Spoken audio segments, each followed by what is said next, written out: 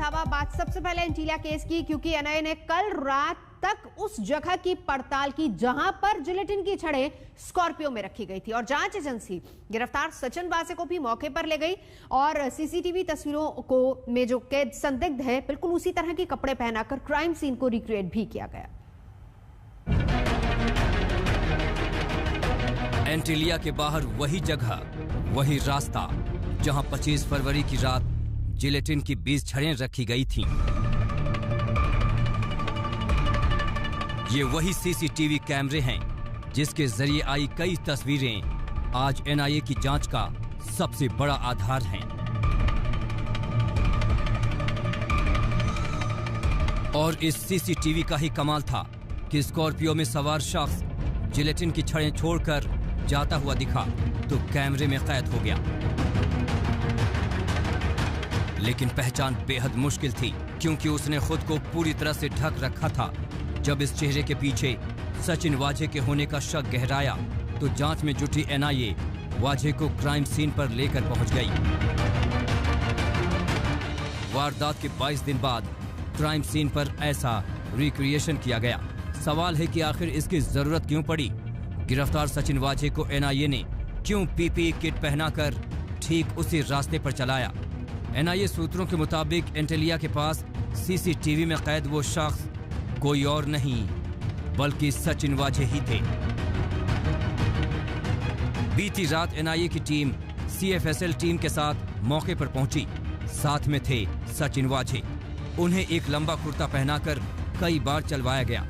इस दौरान वहां आवाजाही रोक दी गई। करीब घंटे भर यहां जांच पड़ताल होती रही।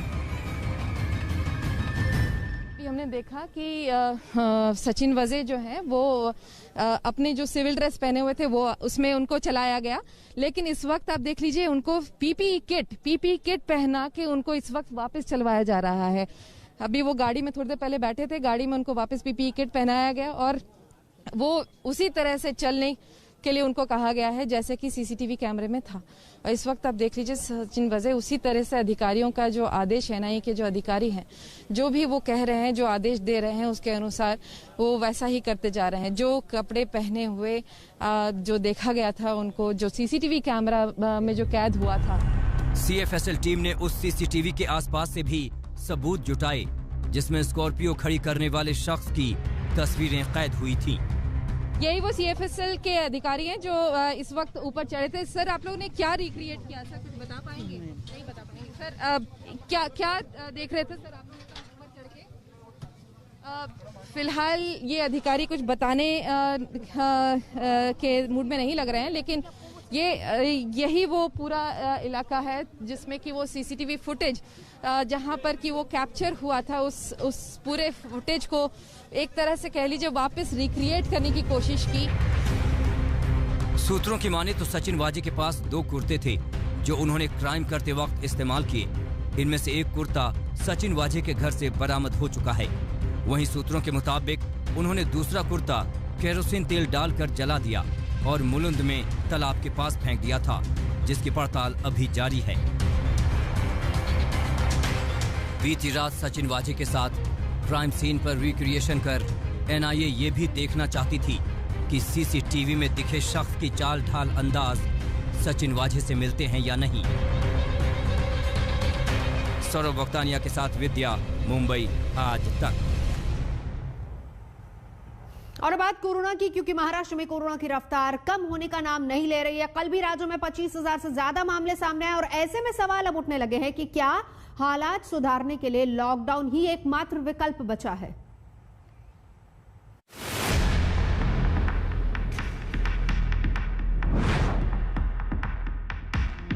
महाराष्ट्र में लॉकडाउन को मुख्यमंत्री उद्धव ठाकरे खारिज नहीं करते।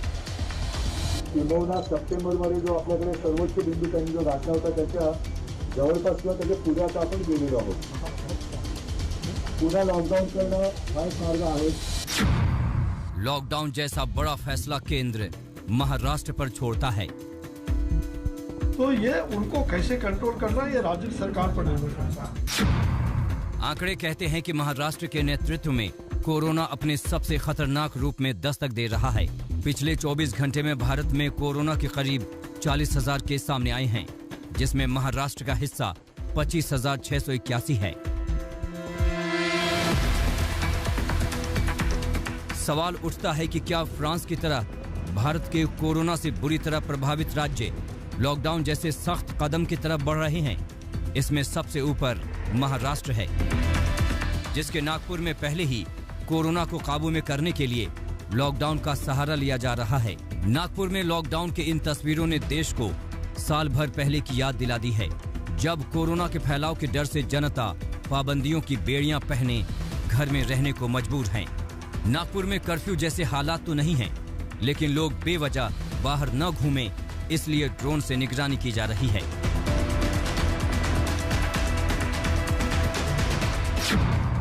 भारत में पूरे 110 दिन बाद कोरोना का आंकड़ा 40,000 के करीब पहुंचा है।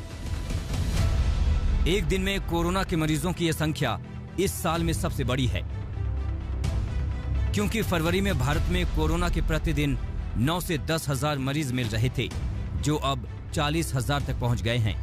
इसमें सबसे बड़ी हिस्सेदारी महाराष्ट्र की है। आखिर महाराष्ट्र के सामने ये महासंकट क्यों है? दरअसल लगातार हो रही लापरवाही ने कोरोना को दोबारा न्योता दिया है। मुंबई में कोरोना को लेकर लापरवाही की सारी हद तोड़ी जा रही है। दादर की सब्जी मंडी में पिछले हफ्ते में ऐसी ही तस्वीरें सामने आ रही हैं। लोगों को रोकने वाला कोई नहीं। प्रशासन की इस नाकामी के बीच राज्य सरकार ने एक बार फिर 31 मार्च तक के लिए कोरोना की नई गाइडलाइंस जारी कर दी हैं, जिसके तहत सभी ड्रामा थिएटर और ऑडिटोरियम 50% क्षमता के साथ चलाए जाएंगे।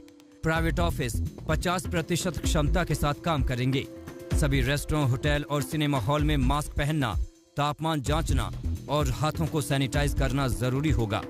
शादी समारोह में मेहमानों की संख्या 50 से ज्यादा नहीं होगी।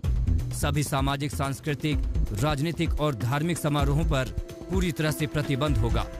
गाइडलाइंस के अनुसार अंतिम संस्कार में 20 से अधिक लोगों को शामिल होने की अनुमति नहीं दी जाएगी। अगर आप अपने परिवार वालों या दोस्तों के साथ मुंबई में किसी मॉल में जाने की सोच रहे हैं तो ये खबर आपके लिए बहुत ज्यादा जरूरी है। आने वाली 22 तारीख से किसी भी मॉल में एंट्री से पहले आपको अपनी RT-PCR नेगेटिव टेस्ट रिपोर्ट दिखानी पड़ेगी। उसके बाद ही आपको मॉल के अंदर एंट्री मिलेगी। अगर आपके पास RT-PCR नेगेटिव टेस्ट रिपोर्ट नहीं है तो फिर मॉल के एंट्री गेट पर ही rapid antigen test facility compulsory कर दी गई है। महाराष्ट्र में 1 मार्च से लगातार कोरोना के मामले बढ़ रहे हैं, जिससे राज्य के अस्पतालों पर दबाव बढ़ता जा रहा है। इससे आशंका तेज होती जा रही है कि कोरोना की बढ़त को रोकने के लिए सरकार लॉकडाउन के शरण में जा सकती है। किंबहुना सप्टेंबरमध्ये जो आपल्याकडे सर्वोच्च बिंदू त्यांनी जो गाठला होता त्याच्या जवळपास किंवा त्याच्या पुढे आता आपण गेलेलो आहोत। पुन्हा लॉकडाऊन करणं हा एक मार्ग आहेच, पण मला जसं त्या काळामध्ये जनतेने सहकार्य केलं त्या सहकार्याची पुन्हा अपेक्षा आहे आणि जनता नक्की करणार, माझे बांधव माता भगिनी नक्की करणार। लेकिन लॉकडाउन का फैसला लेना आसान नहीं। ये आम आदमी से लेकर सरकार के बजट की कमर तोड़कर रख देगा, क्योंकि मॉल और मल्टीप्लेक्स में सन्नाटा सिवाय आर्थिक तंगी और बदहाली के कुछ नहीं लाएगा।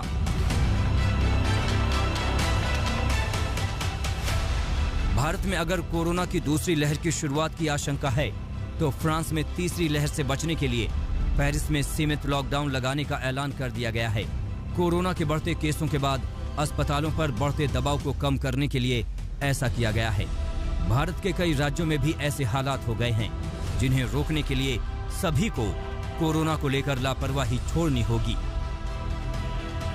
पंकज उपाध्याय, मुंबई आज तक।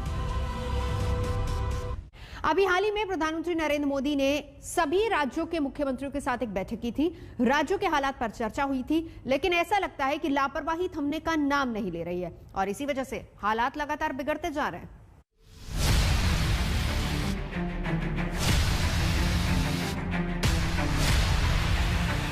आप कहाँ जा रहे हैं? शॉप पे जा रहा हूँ। आपको मालूम है एक बार फिर से कोरोना का संक्रमण बढ़ चला है, मास्क आपने नहीं पहना। मेरा खर्चा आप चलाओगे? नहीं, ये तो मेरा खर्चा आप चलाओगे। What is this?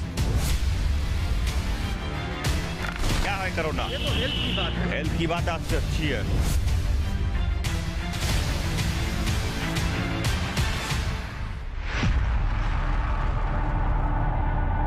कोरोना देश में क्यों तेजी से पांव पसार रहा है, ये अब बताने की जरूरत नहीं। कोरोना को लेकर लोगों की यही लापरवाही देश को भारी पड़ रही है, जबकि खतरा कोरोना की दूसरी लहर का है। अगर हम इस बढ़ती हुई महामारी को यही नहीं रोकेंगे तो देशव्यापी आउटब्रेक की स्थिति बन सकती है। हमें कोरोना की उस उभरती हुई सेकंड पीक को तुरंत रोकना ही होगा। कोरोना के खतरे को देखते हुए प्रधानमंत्री नरेंद्र मोदी दोबारा सक्रिय हो गए। आनन फानन में राज्यों के मुख्यमंत्रियों के साथ बैठक की, देशवासियों से अपील की कि दवाई के साथ साथ कड़ाई भी जरूरी है। जिंदगी के लिए सख्ती जरूरी है, लेकिन कुछ लोगों को ये बात समझ में नहीं आती। प्रयागराज से आई तस्वीरें भी इसकी गवाही दे रही हैं। के मामले इतने हैं, आपने तो मास्क नहीं लगाया? नहीं, मास्क लगा रहे हैं, गाड़ी में नहीं लगा रहे हैं। क्यों नहीं लगा आपने? अरे मेरा भूल गया मैं। लगाने में मामले बढ़ गए। हाँ सॉरी भैया, भूल गया मैं। डर नहीं लगता कोरोना से? अरे बहुत डर लगता है, मगर जल्दी में भूल गए, जा ही रहा हूँ सीधा घर। तो रास्ते में चल रहे हैं, गुटखा भी तो खा रहे हैं, थूकना भी तो है। अच्छा, ये यूपी के शहरों का हाल है। वैसे तो उत्तर प्रदेश में महाराष्ट्र, पंजाब के मुकाबले कोरोना के केस बेहद कम हैं। राज्य में 2427 सक्रिय केस हैं, लेकिन कोरोना धीरे धीरे आगे बढ़ रहा है। 15 मार्च को यूपी में कोरोना के 151 नए केस थे, जो 16 मार्च को 161, 17 मार्च को 181, 18 मार्च को 205 और 19 मार्च को 393 हो गए। फिलहाल यहाँ रुकेंगे एक ब्रेक के लिए। आज तक पर खबरों का सिलसिला लगातार जारी। नमस्कार, मैं हूं अंजना ओम कश्यप। हमें उम्मीद है ये वीडियो आपको पसंद आया होगा। लेटेस्ट खबरों के लिए यूं ही देखते रहिए आज तक, और इस वीडियो के पसंद आने पर लाइक, शेयर एंड सब्सक्राइब करना ना भूलें।